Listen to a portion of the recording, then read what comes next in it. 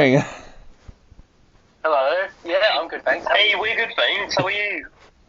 I'm really good. Thank you so much, guys, for agreeing to chat to us today. Yeah, of course. Thanks for having us. Awesome. Now, Rhys, my first question is for you. I spoke to you when the first film came out, and you kind of hinted in that interview that you already had works in play for a number 2. Tell us a little bit about when your idea for number 2 first came to you. So, following the first film, when it was getting released theatrically worldwide, there was a lot of feedback we were getting from all the fans and also the people who weren't fans, and that was across like all our social media, horror forums and everything. And I started just basically collating and summarizing everyone's views and what they wanted, what they would have preferred to happen, and use that as a big template and a big kind of starting point. Then I got a writer on board called Matthew Leslie, and this was approximately, I'd say, about 3 months after the release. Matt came on board, and Matt wrote Summer of '84. And so he's really good. And me and him then just started brainstorming for a while. I showed him the summary of the document, my ideas, what I thought would have worked in the sequel, and we looked where possible to integrate all of the elements which the fans were requesting. And some of these vary from complete creature redesigns, so hence why we've gone away from the singular piece Winnie the Pooh had in number 1 to the prosthetic version in number 2, where he's a bit scarier, to a bit of a tonal change, so it's less kind of silly and campy now, and it's gone down a bit more of a grounded and scarier route, I hope. And secondly, because the budget was going up, it enabled us to improve other areas which were really important to the film, such as making sure we get like really good performances. Awesome. So talking of those performances, Scott, that's where you come into it. Scott, what was it like taking on the role of Christopher Robin, and how did you approach the role? Did you go back and watch the first film and look at it and take bits from that performance and think about adding bits of your own, or how did you approach coming onto this role? Yeah, so when Rhys asked me to do the role, I was pretty intimidated about doing it, I'll be totally honest.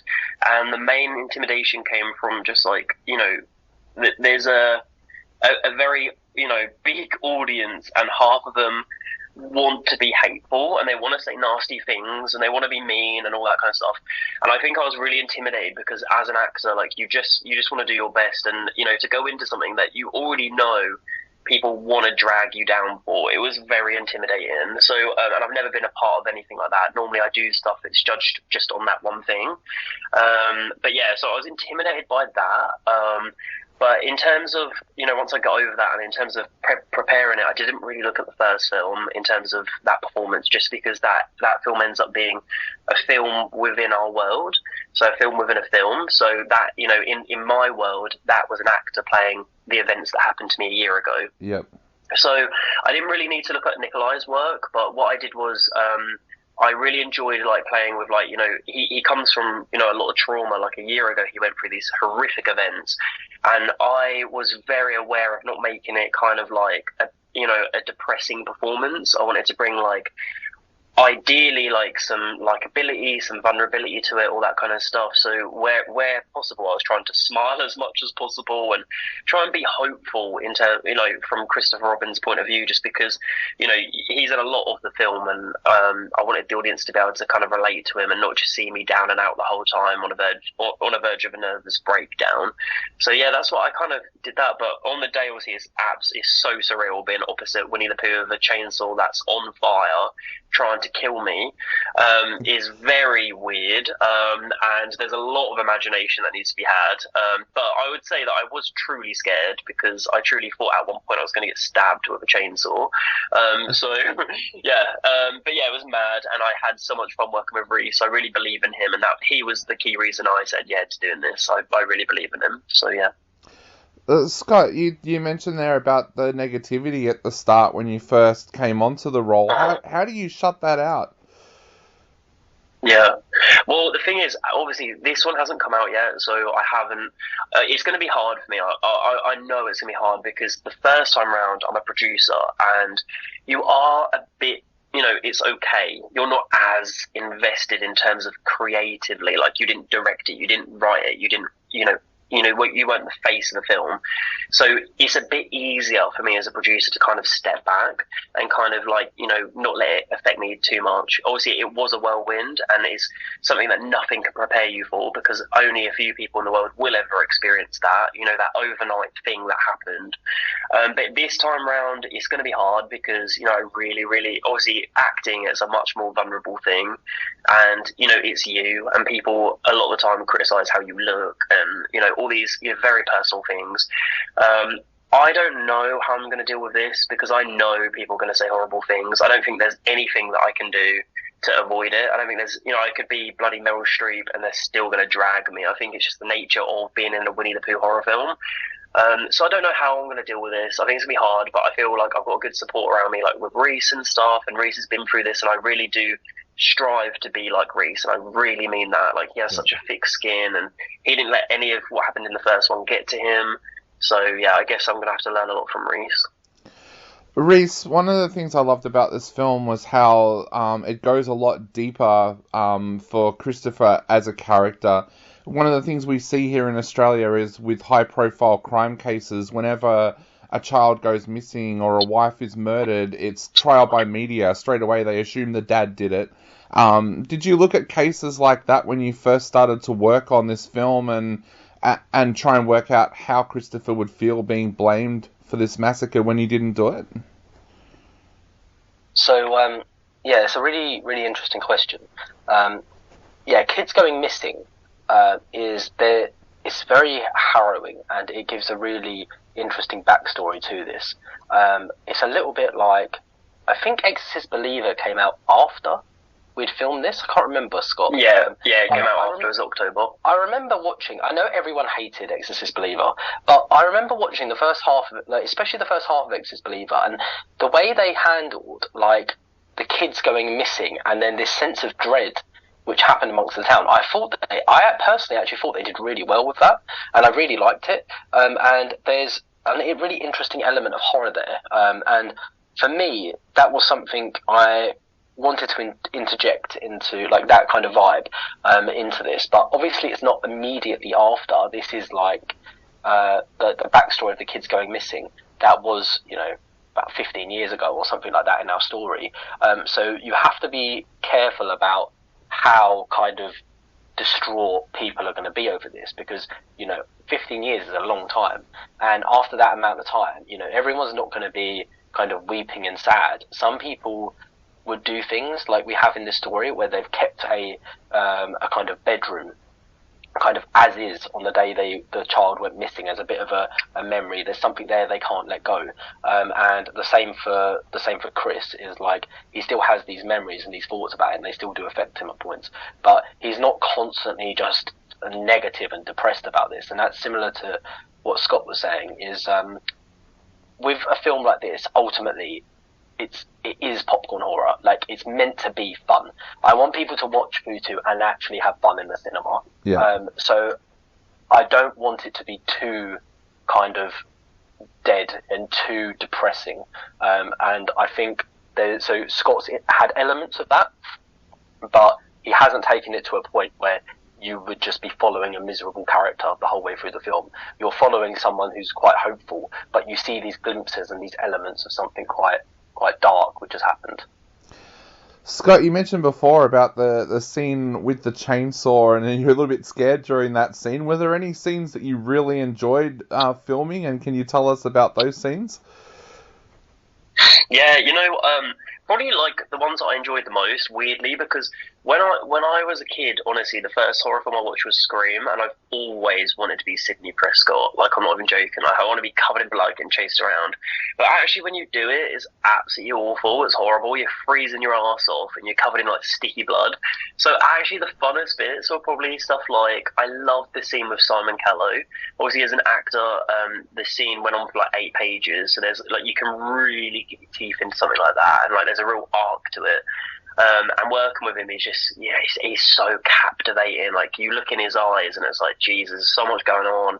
He's such a great actor. So I really enjoyed that, just for the sake of, like, getting to really be in a moment, truly be in a moment for a good 10 minutes or something. That was fun.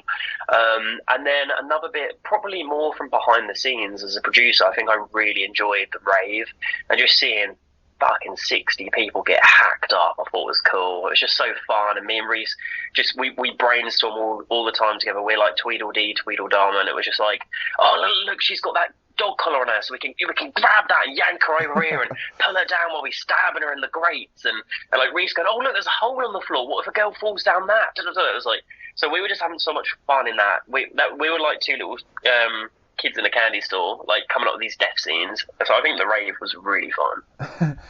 Rhys, I know there's a lot of Australian horror fans out there who are so excited about this film coming out, and another rumour came out this week, and I wanted to ask you directly, because I'm always one of those people that won't talk about something on air until something is concrete. Is there truth to the rumour that you want to expand this universe now and bring in other characters as well?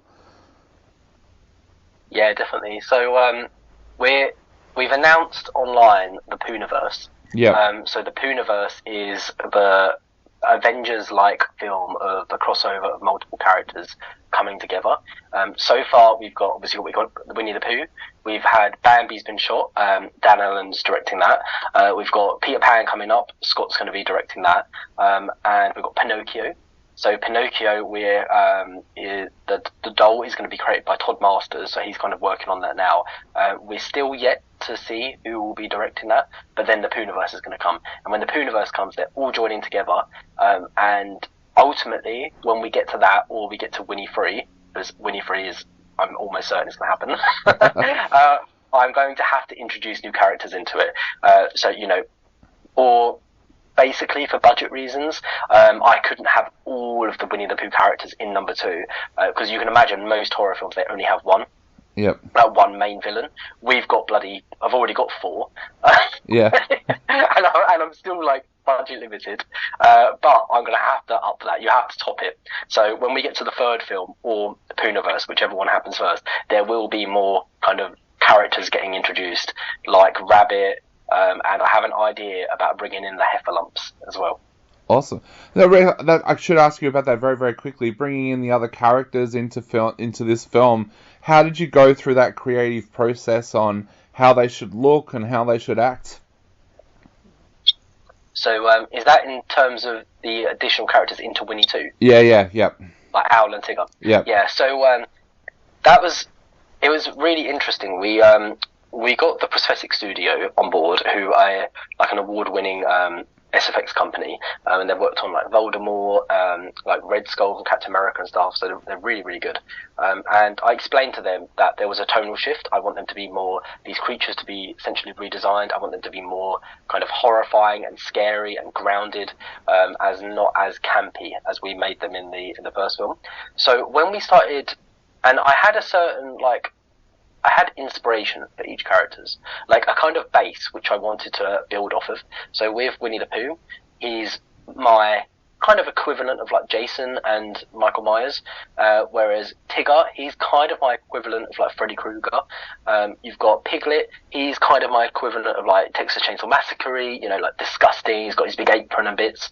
And then with Owl was the most challenging, because a lot of people have said online he doesn't really look like an owl, and I completely get that. Like, he's not got a traditional owl look. The reason he doesn't have a traditional owl look is because it would not be scary at all.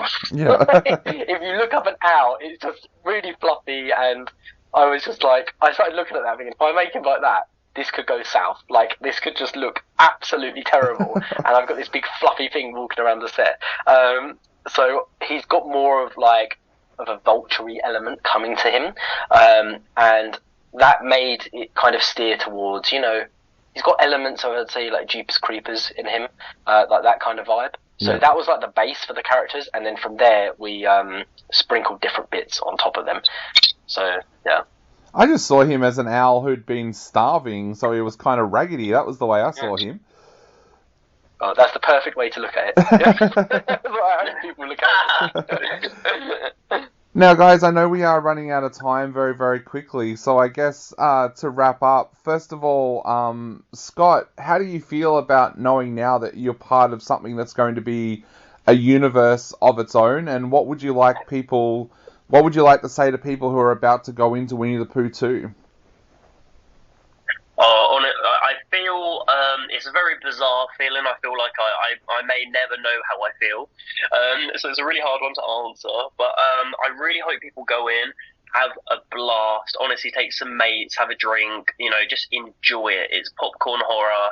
It's a bit of a throwback to the 80s, 90s slashers. It doesn't take itself too serious. There's mystery there, though. There's more heart to this one. And, you've got Owl, Piglet, Tigger, and Pooh. Just carnage. There's about 80 deaths in this. Enjoy it. Have fun. And Rhys, same question to you. What would you like to say to people out there who are about to sit down and watch Winnie the Pooh 2 for the first time? So yeah, the first film has become a film within a film, so you don't need to worry too much about seeing that prior to seeing this, and try and watch it in a theatrical environment, like Scott was saying. It's absolutely crazy. We've seen it in a theatre, we've seen it at home, and honestly, it's such a better experience at the theatre because it's big. It's a big experience. There's, like Scott said, there's so much death in this. When you get to the end of the film, it's just like 10 minutes non-stop of just people dying. There was so much I had to cut out. I think I had to cut out about 6 or 7 death scenes, but they're all really fun. And I think if you're in an environment, everyone's cheering, like Scott saying, it's a bit of a popcorn horror kind of experience. I think you'll have a really good time with it. Awesome. And I hope everyone enjoys it as well. Definitely. I definitely enjoyed it, so I know a lot of our listeners will as well. Guys, thank you so much for taking the time to chat to us today. It's been an absolute honour having you on the show, and I can't wait to see where this universe goes. So thank you so much. Awesome. Thanks, Dave. Have a lovely day.